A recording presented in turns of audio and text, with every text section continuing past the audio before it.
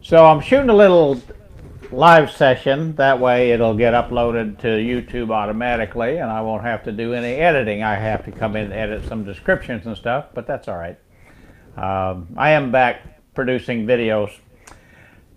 Some of you might want to know where I've been. You know, when you're my age and then you develop a handful of loyal subscribers, and then you're not online for a couple weeks, they worry about you. So all rumors of my death are not true. I'm definitely or greatly exaggerated. I'm alive and well. So what have I been doing?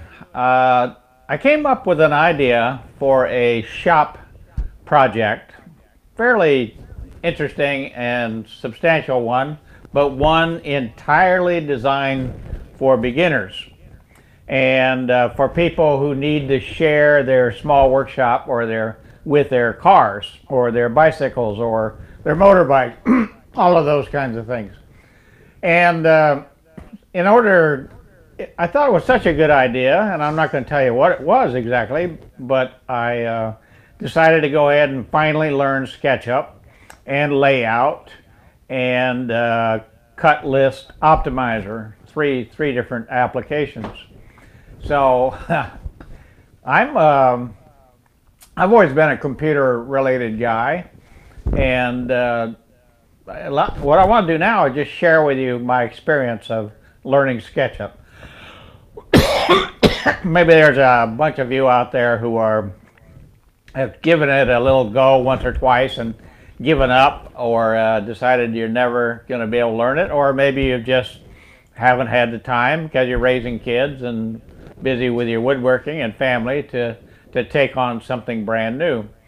I know I tinkered with it a couple times and then got frustrated and put it away and thought, well, maybe I don't really need it. But this idea that I had is substantial enough that I actually want to do a set of formal plans, which I have now finished the plans, and I'm going to put those on my website, which has been woefully ignored for months and months.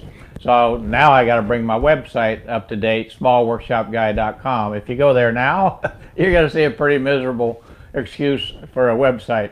But anyway, I'm going to bring that up to speed, and then I'm going to add this new idea to it, which is going to be in the form of downloadable plans, as well as the ability to view a whole series of detailed build videos showing a beginner how to.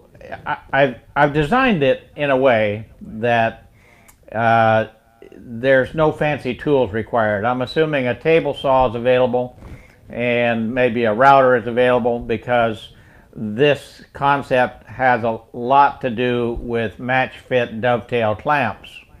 And so I decided to use plywood so that several layers of plywood could be used to put them together to actually form mortises and tenons, rather than to have the equipment to cut mortises and tenons. The problem with live broadcast is people see all your stumbling. I look a little bit like Joe Biden trying to give a speech.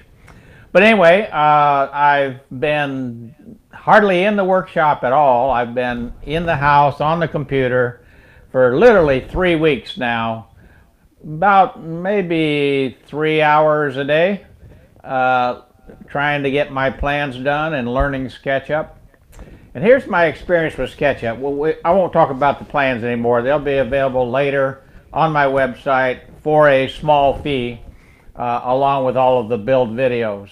And it's going to be exciting, even for people who have an existing workshop. This is going to be something that people of that nature might want as well. The process of learning SketchUp. It's really, really good, obviously, to watch a whole series of videos. When you download SketchUp, and you can get a free copy, and I got really frustrated with the online version. I think it's called SketchUp Free, because I had a little of experience with SketchUp 2017, and I found the SketchUp free to be very frustrating. And I ran across a number of videos saying the same thing. Now, is that all of us just being used to something and not making the transition to something else? I don't think so. I think downloading SketchUp and putting it on your computer, and you can get a free version called SketchUp 2017. So just go to their website, look for that, download it, and use that, because you may get so frustrated you may not use it much, so why pay something? Now, I did enough with that I then finally went ahead and bought, well, I'm on a trial, actually, a 30-day trial for SketchUp Pro, which comes with Layout, because I wanted to be able to publish these plans as PDF files and so forth. So downloaded it, that all went smoothly, got signed up, that went smoothly, went to resources, and that took me to a SketchUp University, and that took me to a whole series of really nice videos in sequence, which are very worthwhile, and also gave me a whole series of videos about Layout, which is a related package to take your SketchUp file, import it into Layout as an app, and then produce your actual printed plans that become a PDF. You can watch videos till you're blue in the face, and you may start to pick up stuff, but it's not until you try to do an actual application of your own design, and to do it in the real world and struggle with it, and struggle and struggle and struggle and struggle until you finally realize, what in the world am I doing wrong, and then you go back to look at some videos about what you're having trouble with, and then if you solve it, it sinks in so much better. So then you go on to the next level and you run into another process. And again, I should have the aptitude to learn something like this. I've been in computers my entire life.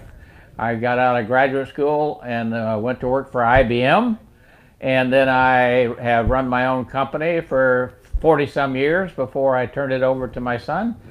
And that involved constantly my being chief technology officer of all the computers that we were using, until I brought in another son who took that over. So what I'm trying to say is, I found SketchUp, obviously, since it took me 3 weeks to feel like I've gotten to a novice level, I found it to be a difficult application to learn, but it is certainly something worth learning if you're going to be a woodworker for a long time, particularly if you're ever going to get into the point where you create some plans and share those plans or sell those plans to other people.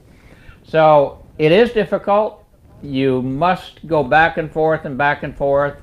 One advice I would give you is, whatever you're having trouble with, don't necessarily go look for videos on that within the university. Just simply do a Google search.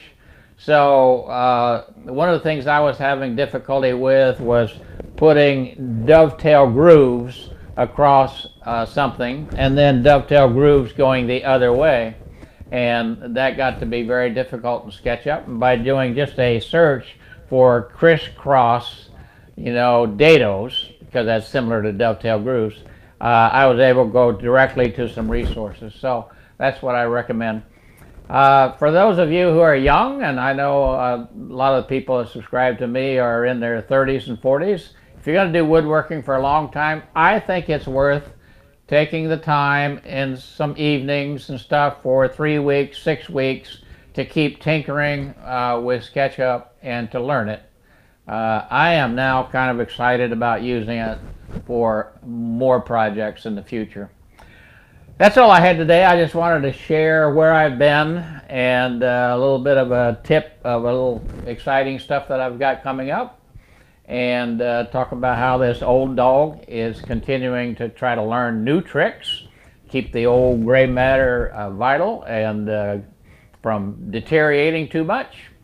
And so I'm looking forward to now shooting my videos about my secret project, and getting those and getting these plans uploaded to my website. And then I'll do some introductory videos where I demonstrate the new item that I'm developing, and hopefully, obviously, to drive people to buy the plans. So anyway, that's what I've been working on. It's been a lot of fun. I've had a little bit of trouble with my Vimeo camera. That's kept me offline as well. And I'm generally going to shoot my videos using regular cameras and regular editing. So, small workshop guy, been blabbering on for far too long. I don't know if all of you are aware. You know Stumpy Nubs, I'm sure.